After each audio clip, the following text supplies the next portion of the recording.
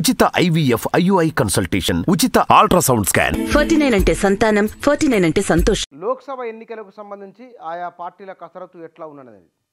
భారతీయ రాష్ట్ర సమితి మొన్నటి అసెంబ్లీ ఎన్నికల్లో అందరికంటే ముందుగానే అభ్యర్థుల జాబితాను ప్రకటించింది. ఆ ఫలితాలు ఎట్లా వచ్చినాయో కూడా చూసింది. లోక్సభ ఎన్నికల విషయంలో ఆ పని చేయకూడదని భావిస్తున్నట్లున్నది. తాత్కాలికంగా ఏ లోక్సభ నియోజకవర్గం నుంచి ఎవరెవరు పోటీలో ఉన్నారు, ఎవరుంటే బాగుంటుందన్న దానిపైన సుదీర్ఘమైన చర్చ బీఆర్ఎస్లో జరుగుతూ ఉన్నది. ఇప్పటికి 3-4 దఫాలుగా దీనిపైన భేటీలు జరిగినాయి.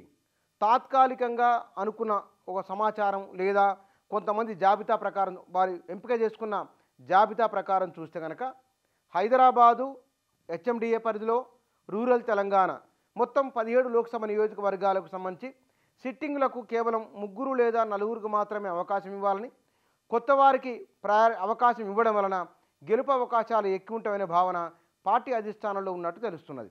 దీనికి సంబంధించి మీడియాలో విస్తృతమైన కథనాలే వస్తూ ఉన్నాయి. అయితే బీజేపీ, కాంగ్రెసు ఈ 2 పార్టీలు అభ్యర్థులను ప్రకటించిన తర్వాత బీఆర్ఎస్ తన అభ్యర్థుల జాబితాను ప్రకటించే అవకాశం ఉన్నది.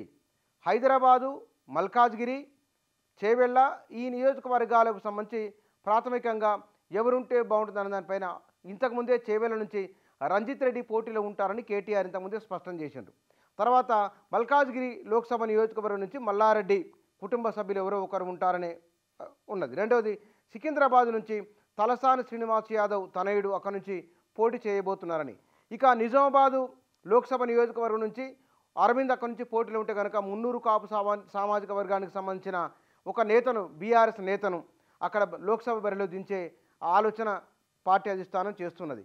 ఇక ఆదిలాబాద్ లోక్సభ నియోజకవర్గం నుంచి ఆదివాసిని ఆత్రం సక్కు పేరు ప్రస్తుతం వినబడుతూ ఉన్నది.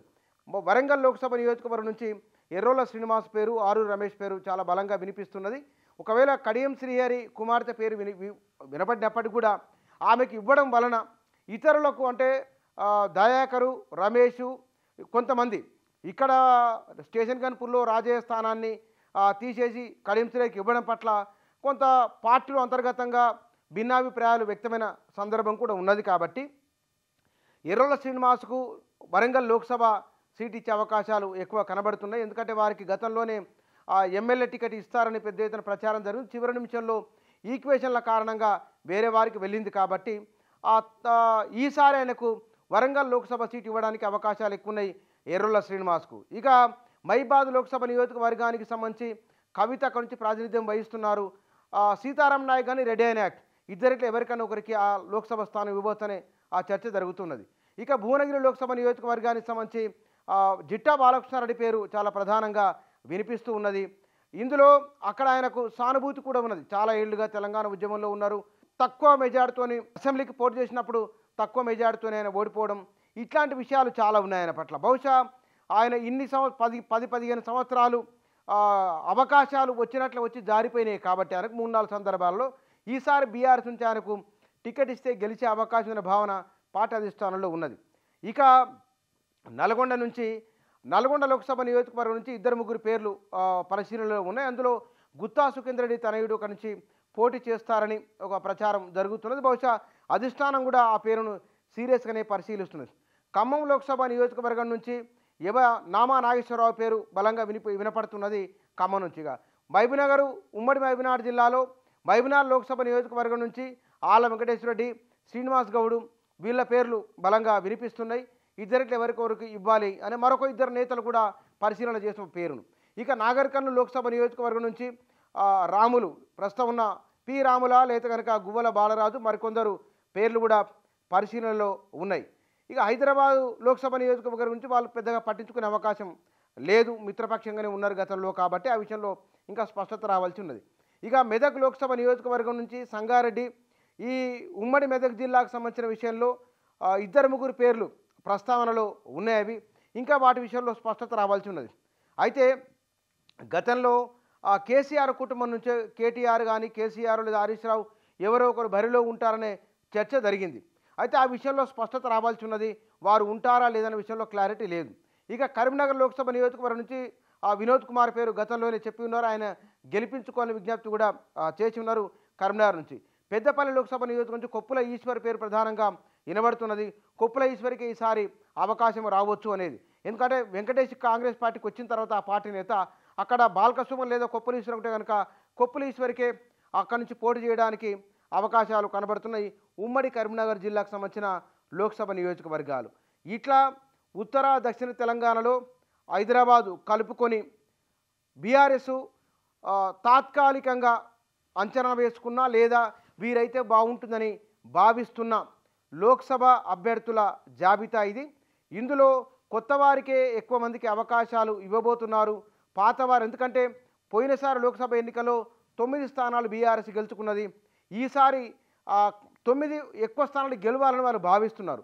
అయితే ఇక్కడ హెచ్ఎండిఏ పరిధిలో ఉన్న అసెంబ్లీ నియోజకవర్గాల పరిధిలో బీఆర్ఎస్ హవా ఉన్నది, కానీ రూరల్ తెలంగాణలో లేదు.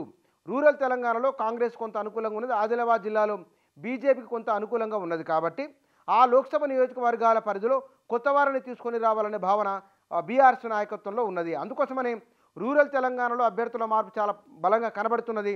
మల్కాజ్గిరి లోక్సభ నియోజకవర్గం నుంచి బీజేపీ నుంచి కాంగ్రెస్ నుంచి గట్టి నాయకులే పోటీలో ఉంటున్నారు. అయినప్పటికీ ఆ లోక్సభ నియోజక పరిధిలో ఉన్న దాదాపు అన్ని అసెంబ్లీ నియోజకవర్గాలను బీఆర్ఎస్ఏ గెలుచుకున్నది. అత్యధిక ఓటు షేర్ కూడా బీఆర్ఎస్కే వచ్చింది. కాబట్టి ఆ తర్వాత కాంగ్రెస్ ఉన్నది, 3వ స్థానంలో బీజేపీ ఉన్నది. మరి లోక్సభ ఎన్నికల్లో పర్సెప్షన్ వేరుగా ఉంటుంది. కాబట్టి ఆ లోక్సభ నియోజకవర్గంలో జాతీయ స్థాయి ఎన్నికలు, రాహుల్ గాంధీ వర్సెస్ నరేంద్ర మోదీ ఈ యాంగిల్లో చూస్తారు. కాబట్టి మరి బీఆర్ఎస్ను ఇండియా కూటమిలో భాగంగా చూస్తారా, లేకపోతే కనుక ఎన్డీఏ కూటమి అన్నప్పుడు ఇప్పటికది 2 కూటమిలకు సమదూరంలో ఉన్నది. కాబట్టి స్థానిక అంశాల ఆధారంగా లేకపోతే కనుక కేసీఆర్ ఎవరికి మద్దతు ఇవ్వబోతున్న అంశాలు కూడా చూస్తారు. కాబట్టి ఇత్యాది విషయాలు ప్రభావితం చేస్తాయి. ఆ అంశాల ఆధారంగా జాతీయ స్థాయి అంశాల ఆధారంగానే ఓటింగ్ ఉంటుంది. కాబట్టి బీఆర్ఎస్కు నిర్దిష్టంగా ఇదని చెప్పలేము, కానీ ఎక్కువ ఓటు షేర్ ఉన్నది కాబట్టి నాయకుల ప్రచారం ఉంటుంది. మొన్న ఓడిపోయింది కదా, ఈసారి ఓటేదమైనా సానుభూతి ఏమన్నా ఉంటే కనుక ఇవి కూడా ప్రభావం చూపే అంశాలుగా ఉంటాయి. 1-2 విషయాలు చెప్పడానికి లేదు, చాలా ఫ్యాక్టర్స్ ఎన్నికల్లో ఉంటాయి. కాబట్టి ఈ అంశాలు కూడా బహుశా దోహదం చేయవచ్చు. కాబట్టి ఇన్ని అంశాలను పరిగణలోకి తీసుకున్న తర్వాత రూరల్ తెలంగాణకు మొత్తంగానే కొత్త వారిని 3-4 తప్పిస్తే కనుక ఇక అందరూ బీజేపీ కాంగ్రెసు వీరు జాబితా ప్రకటించిన తర్వాత చివరగా బీఆర్ఎస్ జాబితా ప్రకటించాలనే ఆలోచన ఉన్నట్లు తెలుస్తున్నది.